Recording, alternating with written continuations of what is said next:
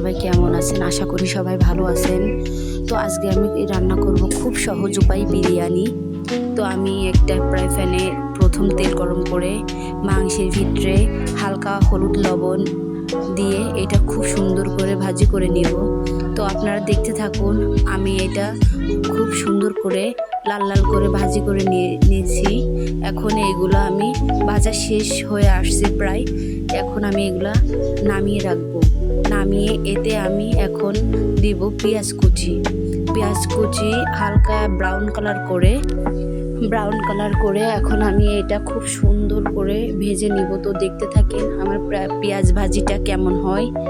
তো আমার পেঁয়াজ ভাজিটা অনেকটা নরম হয়ে আসছে। এটা পুরোটা আমি সুন্দর করে ব্রাউন কালার করে ভেজে নিচ্ছি। দেখেন আমার পেঁয়াজ ভাজি শেষ প্রায়। এখন এতে দিয়ে দিব পেঁয়াজ আর রসুন বাটা, পেঁয়াজ আর মশলা বাটা, গরম মশলা বাটাও আছে এতে। এগুলা ব্লেন্ডার করে রাখছিলাম আমি, এতে রসুন বাটাটা নাই। তো পেঁয়াজ আর গরম মশলা বাটা এগুলো আমি দিয়ে দিব। এখন দেব 2 টেবিল চামচ আদা বাটা দিয়ে এটা কিছুক্ষণ আমি নেড়ে চেড়ে মশলা যাতে কাঁচা ফ্লেভারটা না আসে এই জন্য আমি কিছুক্ষণ রান্না করে নিব। দেখেন আমি খুব সুন্দর করে কিছুক্ষণ এটা রান্না করে নিছি, যাতে মশলার কাঁচা যে গন্ধটা এটা যাতে না বের হয়। তো আমার খুব সুন্দর করে আমি দিয়ে দিছি। এখন আমি এতে অ্যাড করছি স্বাদ মতো লবণ। যেহেতু আমার চামিচটা খুবই ছোট এই জন্য আমি বারবার লবণ দিছি। তো এখন দিয়ে দিছি সব ধরনের মশলা গুঁড়া, এটা আমার স্পেশাল মশলা গুঁড়া। তো আমি মশলা গুঁড়া দিয়ে এখন আমি কিছুক্ষণ সময় আবারও নেড়ে চেড়ে নিব, যাতে মশলাটার কাঁচা গন্ধটা না বের হয়। তো আমি আরও কিছুক্ষণ সুন্দরভাবে নেড়ে চেড়ে নিয়ে এখন আমি এটার ভিতরে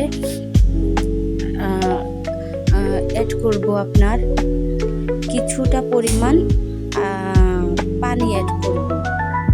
জাস্ট পানিটা অ্যাড করে কিছুক্ষণ সময় জ্বালাই নিয়েছিলাম। তো এখন আমি এতে অ্যাড করব রসুন বাটাটা এখন আমি দিচ্ছি। দেখেন পরিমাণ মতো রসুন বাটা, প্রায় 2 টেবিল চামচ রসুন বাটা। এতে টক দই সে একসঙ্গে আছে। তো এটা দিয়ে আমি আরও কিছুক্ষণ সময় নেড়ে চেড়ে নিয়ে আমি এখন এটা যাতে কাঁচা ফ্লেভারটা না বের হয়, তো আমি এটা কিছুক্ষণ সময় নেড়ে চেড়ে নিয়ে কিছুক্ষণ রান্না করে নিব। নেওয়ার পরে এখন আমি এতে অ্যাড করব গুঁড়া দুধ। আপনারা চাইলে গুঁড়া দুধ স্কিপ করতে পারেন, চাইলে লিকুইড দুধটা দিতে পারেন। আমার কাছে যেহেতু লিকুইড দুধ নাই এই জন্য আমি গুঁড়া দুধটা অ্যাড করলাম। এখন দিয়ে দিব বিরিয়ানি মশলা। তো আমি কিছুটা বিরিয়ানি মশলা দিব, হালকা পরিমাণ বিরিয়ানি মশলা রেখে দিব। এটা আপনারা দেখতে থাকুন যে বাকি বিরিয়ানি মশলাটা আমি কি করি। তো যদি না দেখেন তো মিস করবেন। হয়তো আমি সুন্দর করে কথা বলতে পারি না, তো সবাই ভুল ত্রুটি মাফ করে ক্ষমা দৃষ্টিতে দেখবেন। আপনারা আমার রান্না পছন্দ করেন কিনা, যেহেতু আমার নতুন চ্যানেল, আপনারা সবাই আমাকে সাপোর্ট করবেন। এখন আমি কিছুটা পানি অ্যাড করে দিছি, সামান্য পরিমাণ পানি অ্যাড করে দিয়ে যাতে কাঁচা ফ্লেভারটা না বের হয়। এখন কিছু সময় জাল করে নিয়ে আমি যে মাংসটা দিয়ে দিব। দেওয়ার পরে আমি আরও কিছুক্ষণ সময় এটা আরও 5-6 মিনিট আপনারা ভালোভাবে জাল করে নেবেন। ডিম জালে দিয়ে আপনারা ভালোভাবে জাল করে, প্রথমে হাই স্পিড দিবেন, পরে ডিম জালে দিয়ে জাল করে রান্না করে নেবেন। দেখেন অলমোস্ট আমার রান্না শেষ। আর একটা কড়াইতে আমি কিছুটা তেল গরম করে নিয়ে এতে আমি কিছু কেটে রাখা টুকরো মানে কিউব করে কেটে রাখা আলুর টুকরা দিয়ে দিব। দেখেন তো আমি আলুগুলো খুব সুন্দর করে ভেজে নিব। কিভাবে ভাজি আপনারা দেখেন, এটা আমার যেমন পরিমাণ হালকা বাদামি কালার করে আমি এটা ভেজে নিব। তো এখন আমি এটা হালকা নাড়িয়ে দেব যাতে আপনার লেগে না যায়। তাতে আরও কিছুটা পরিমাণ স্বাদ মতো লবণ দিব, যাতে আলুটার ভিতরে লবণটা যায়। তো আমি নাড়িয়ে নিই, আপনারা দেখতে থাকুন। তো এখন আমি আলুগুলো খুব সুন্দর করে এখন নাড়িয়ে নাড়িয়ে ভেজে নিচ্ছি। দেখেন প্রায় আমার আলু ভাজাটা প্রায় অনেকটাই হয়ে আসছে, তো আরও কিছুটা হবে। তো দেখতে থাকুন আমি আলুটা কিভাবে ভেজে নিচ্ছি। তো আমার আলু ভাজাটা প্রায় হয়ে আসছে, এখন আলুটা উঠায় নিব। তো এইটা আমার চামচটা যেহেতু ছোট, আলুটা আস্তে আস্তে উঠাইতে হচ্ছে, তো কিছু মনে করবেন না আপনারা। যেহেতু আমার নতুন চ্যানেল, আপনারা কিছু মনে করবেন না, অবশ্যই আমাকে সাপোর্ট করবেন। আপনাদের সাপোর্ট আশা করছি, আপনারা সবাই আমাকে সাপোর্ট করবেন। আর আমার যদি কোনো ভুল ত্রুটি হয় তো এগুলো আপনারা কমেন্টে বলে দিবেন। তো এখন আমি এই তেলের ভিতরে চাল ভেজে নিব। এখন আমি আস্তে আস্তে চালগুলা অল্প অল্প করে দিয়ে দিচ্ছি। খুব সুন্দর করে সবগুলা চাল আমি ড্যাগের ভিতরে দিয়ে দিব। তো আস্তে গরম তেলের ভিতরে আমি সবগুলা চাল দিয়ে দিছি। তো আপনারা দেখতে থাকুন। আমার বোলটা যেহেতু একটু বড়, এই জন্য একটু সময় লাগছে। তো আমি আস্তে আস্তে চালগুলো খুব সুন্দর করে ঝরঝরে যাতে হয়, একটার সঙ্গে চাল যাতে একটা লেগে না থাকে, চালগুলো যাতে দলা পাকানো না থাকে, এমনভাবে চালগুলো ভেজে নেবেন। যখন চালগুলো ঝুরঝুরে হয়ে যাবে বুঝবেন যে আপনার চালগুলো হয়ে আসছে, যাতে একটার সঙ্গে আর একটা লেগে না থাকে, তখন বুঝবেন আপনি চালগুলো ভাজা অলমোস্ট রেডি। তো আপনি চালগুলো দেখলে বুঝতে পারবেন, আর এবং চালের থেকে একটা আলাদা ফ্লেভার আসবে তখন। দেখেন প্রায় আমার চালগুলো অলমোস্ট প্রায় হয়ে আসছে, আমার চালগুলো কি সুন্দর ঝরঝরে হয়ে গেছে। তো এখন আমি এই পর্যায়ে আস্তে আরও একটু নাড়িয়ে নিব।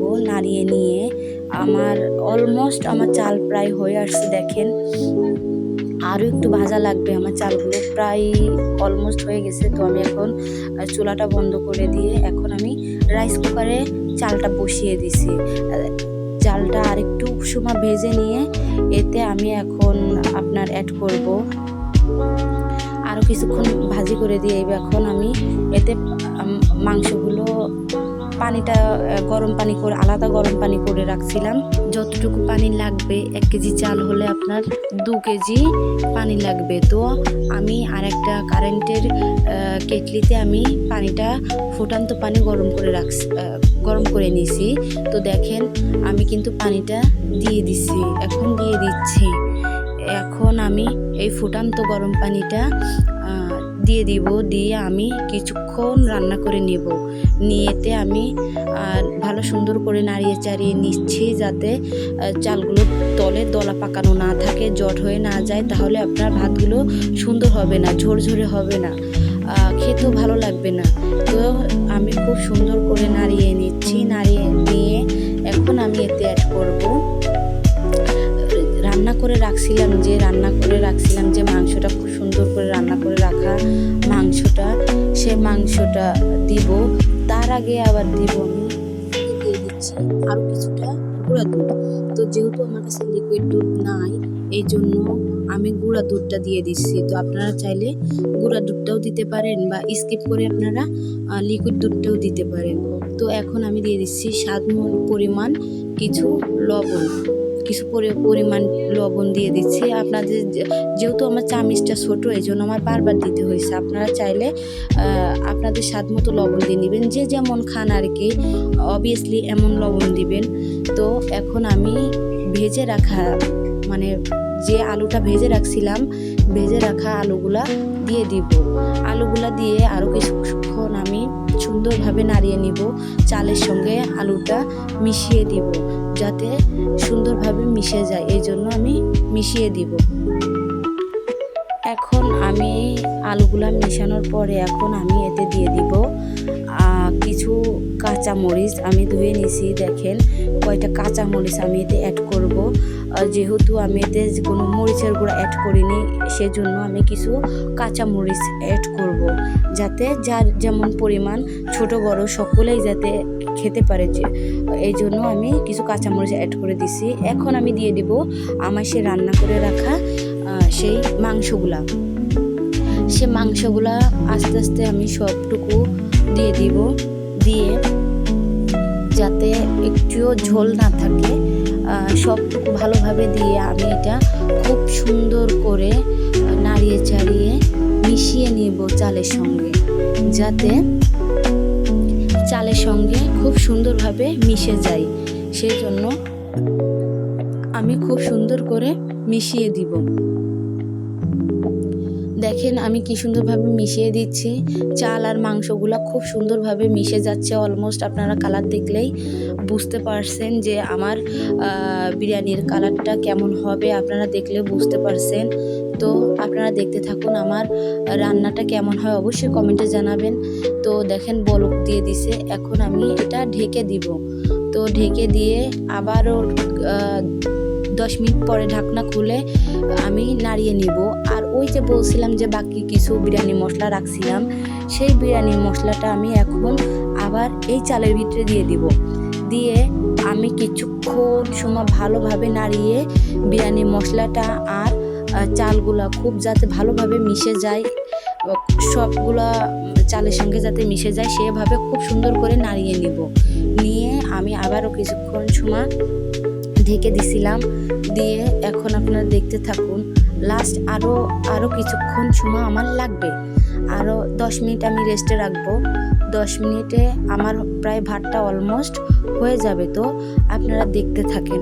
তো আমি এখন ঢেকে দিব, এটা আমি ঢেকে দিব। ঢেকে দেওয়ার পরে এই দেখেন অলমোস্ট আমার ভাতটা কেমন হয়েছে, বিরিয়ানিটা কেমন হয়েছে আপনারা দেখতে থাকুন। দেখেন আমার বিরিয়ানিটা কত সুন্দর হয়েছে, পারফেক্ট বিরিয়ানি। আর একটু সময় রাখলে এটা আরও ঝরঝরে খুব সুন্দরভাবে হবে। তো আমি কিছুটা ঢেকে দিছিলাম আর একটু সময়। তো